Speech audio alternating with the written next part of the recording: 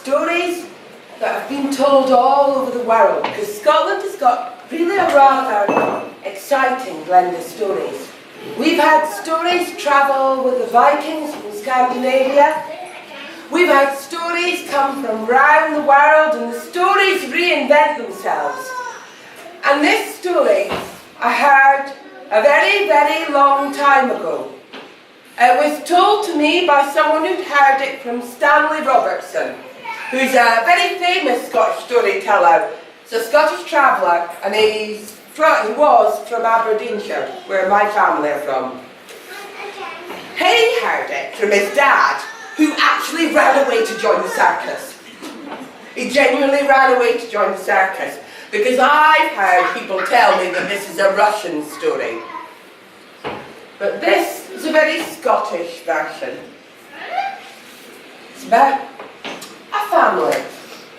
And they were a family like so many are, with a father and a daughter, a stepmother and a stepdaughter, living happily together in a cottage in the woods. But it being a fairy story, and this is the way in fairy stories, if not in real life. Do you? Have you met this one before? I'm so glad, that's so cool.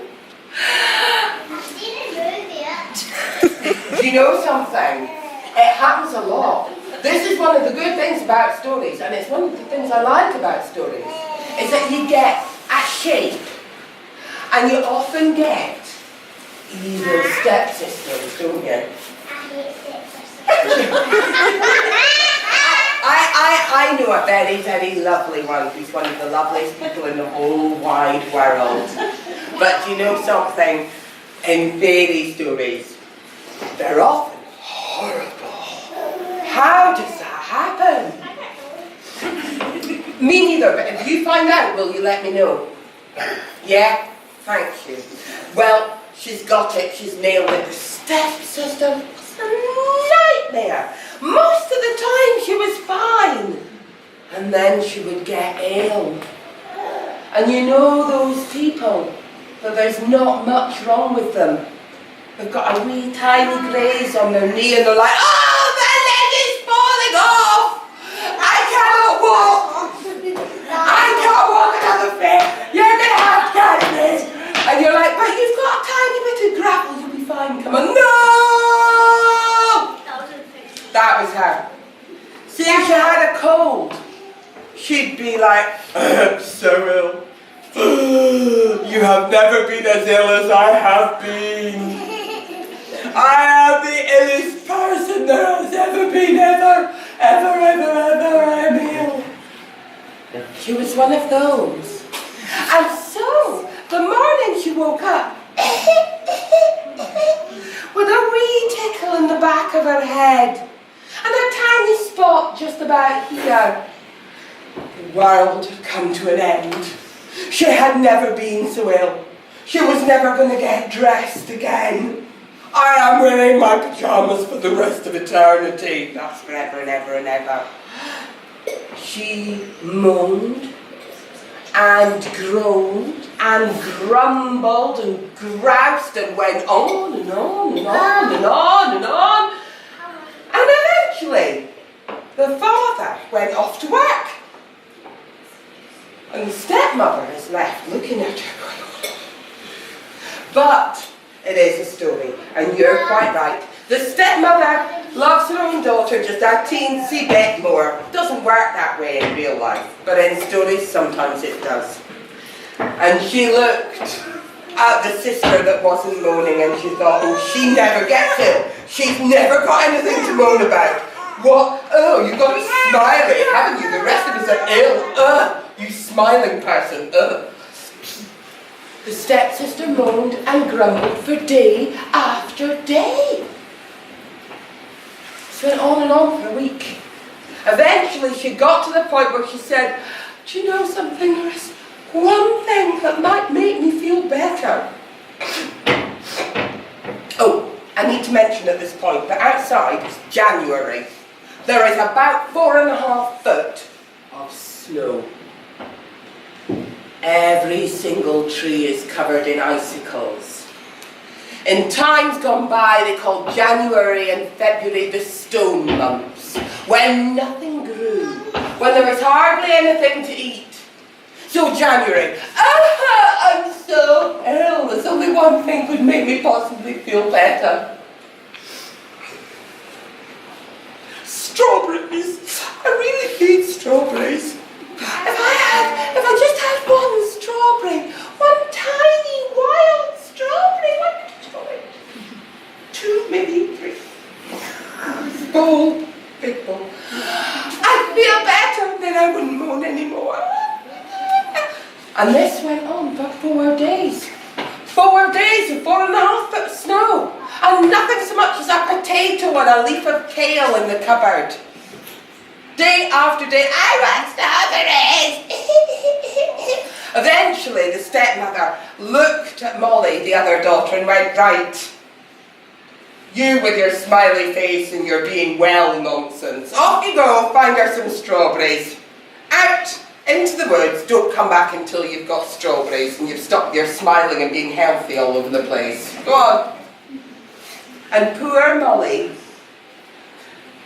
took her basket and her shawl, because it's a fairy story, and off she went out into the freezing, cold, icy wood. And she walked and she walked and she walked, and you know and I know that there wasn't a hope of finding a strawberry in pre-1950s Scotland with 4.5 foot of snow. You had trouble enough finding one with Tesco's, let alone with 4 foot of snow in pre-1950s Scotland. She walked and she walked, mile after mile. I tell you what, I'll go for the sound, full-blown sound of that time. And although the thunder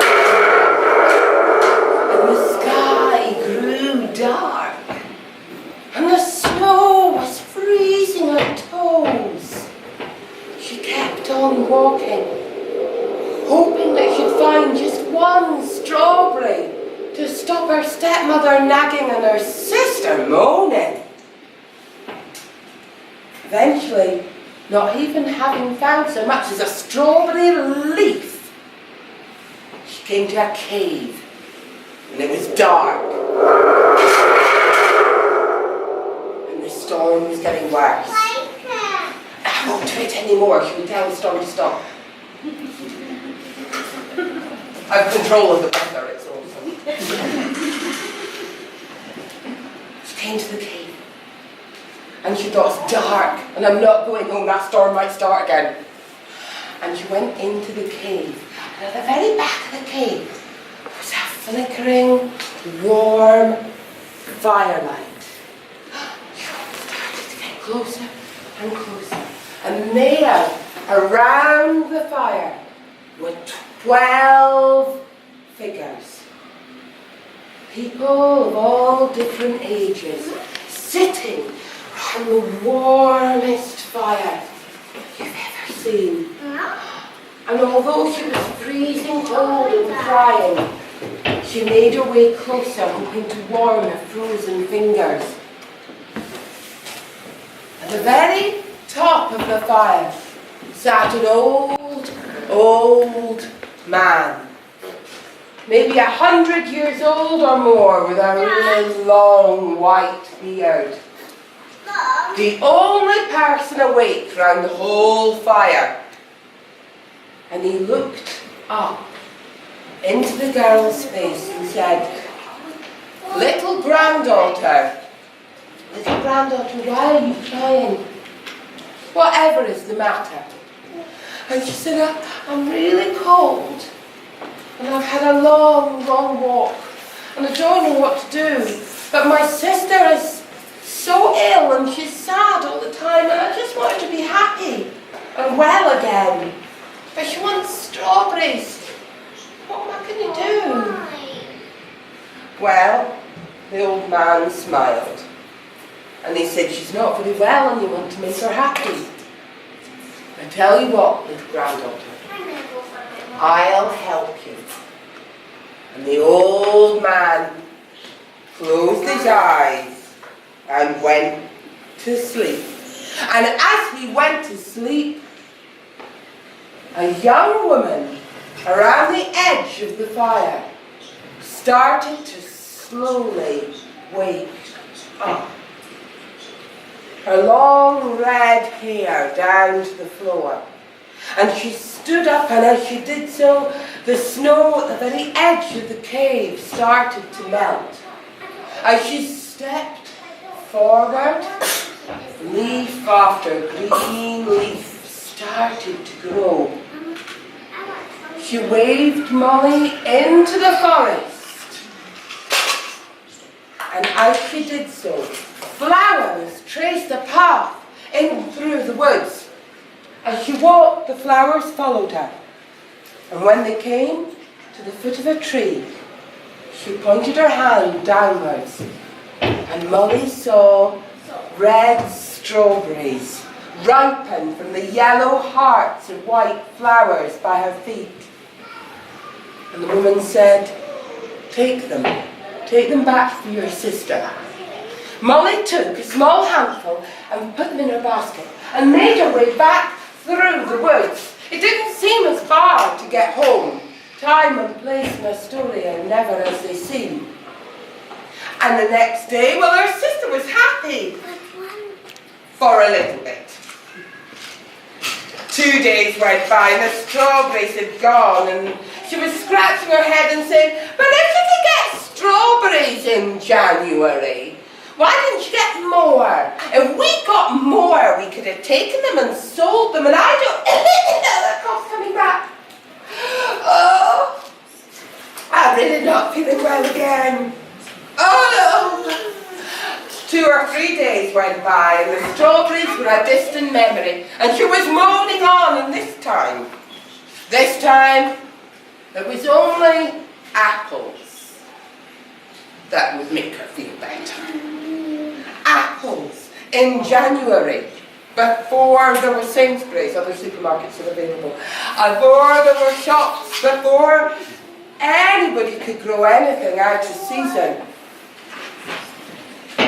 And she moaned and she groaned and she grumbled and she groused, and eventually the mother said, Molly, do you know something really? You're stood there looking all healthy and smiling and happy and well. Why didn't you get more strawberries? This time, go back to the woods. If you can find strawberries, you can find apples. On you go, go find apples. And packed Molly back out into the woods again. 4 foot of snow. The storm had abated, but the snow was still falling. And off she went into the woods, and she got lost. And the further she trekked, the less chance she thought there was of finding the cave. And when she was so cold, she thought she couldn't walk another step. She saw that fire burning in the very back of her cave. And stepping in again, she found the 12 figures round the fire. This time, when she looked up, a man awoke as January slept. And taking her into the forest, he held up his hand and picked her an apple.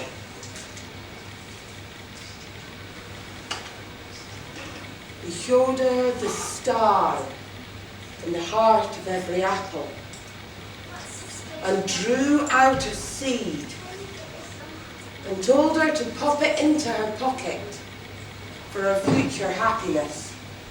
She filled up her basket with apples and put the seed carefully away and went back to find her stepsister back in the house. She gave her the apples, but the very next day, why didn't you bring back more apples? If you brought back as many as you could carry, we could have sold them and we'd have been rich, you stupid girl. You know how the story goes. Some of you know the shape of stories and you can guess. The very next day, when Molly got sent out, this time she was being sent to find something a bit more exotic. Something you just couldn't find nothing that wasn't growing in Scotland in 1950s or at any other time. This time, she was being sent for a banana. Or so, I got told. She got sent into the forest and sure enough, she came to the cave. This time, January shook his head. There was nothing very much he could do. And when Molly returned to the house, she got nothing but trouble. Shouted and moaned at. Told she was silly and sent straight back out for blueberries. The list went on and every day her sister took to following her, wanting to see where she was coming back with these wonderful things. Eventually the time came when Molly herself got ill. She was lying in bed and couldn't move. And the sister decided she'd go on her own. Up she went, through the snow that February had laid on the ground. Off she travelled back through the woods, remembering where her sister had gone. This time when she came to the cave, she wasn't crying and cold, but angry and hungry, and thinking of all the things she could buy. And she got old February to wake up, and wake up June, wake up May, wake up August, and into the woods she went, collecting not just apples, but blueberries, pears, raspberries, and she filled 2 huge baskets with all the fruit as the snow lay on the ground and the trees were covered with ice. Back she went. Do you think she shared? Do you think she gave them to her sister? Off she went into the market and came back with a bag full of gold. You know how this story pans out. The next time, the sister went into the woods to go and get more blueberries in February, more raspberries in March, to get apples in January or bananas from out of thin air. She couldn't find the cave. One version of the story says she walked and walked and walked and was never seen again. But I also heard a little whisper that she came back and her and her mother made out the rest of their days farming a few neeps and a wee bit of kale, a tatty or two, and the usual things that grew in Scotland in 1950. Molly, well, her time had come to make her own way in the world. And she took that apple pith from the star at the heart of every apple, and she went out and she planted it, and another, until she had an orchard as far as the eye could see. An orchard of apples. And you know something? If she stored them carefully, they'd see her from August all the way through to February. And then you'd have to wait for some more. So I guess she found other things to do in the meantime. Those 12 folks sat round the fire. They stayed in stories that have travelled around the world for year upon year. That story goes back 600 or 700 years before the 1950s, the year that Stanley had set it into, the year that I brought it back from. But you can guess who those 12 figures are, can't you? January, February, March. They're the 12 months. And I guess the way we were looking at the story is that sometimes you can get a few things out of season and that's good, but you can't push your luck just too far. So when I was gathering these stories, and we were trying rosehip syrup, and firing hawthorns left, right and centre, finding fairy trees and stars in apples, because there is a star in the heart of every apple. If you want to go and find an apple, you cut it that way through the middle and you'll find a star too. We started to think about what plants you might get when. So I think what you could do for me is we could help make a big wheel on the floor with some of our potion plants, and we'll try and figure out if you can guess which one we can have in each month. Do you think you can help me do that? I've given you some clues for this story. We'll have to see how much you remember. Does anyone want to come down and help? Yeah, come on down and give us a hand. I think what we need. Start with this thing, can't we? You reckon? You can lay all these out in a circle. If you give me moving into a circle, yeah? Okay, well, thank you all very, very much. And I'm doing one other session at 3 o'clock. If anyone wants to join me, it will be slightly different again. If you'd like to be on, if you'd like to leave any feedback or be on an emailing list or anything, there's a book either side of the room. But thank you all so much. It's been absolutely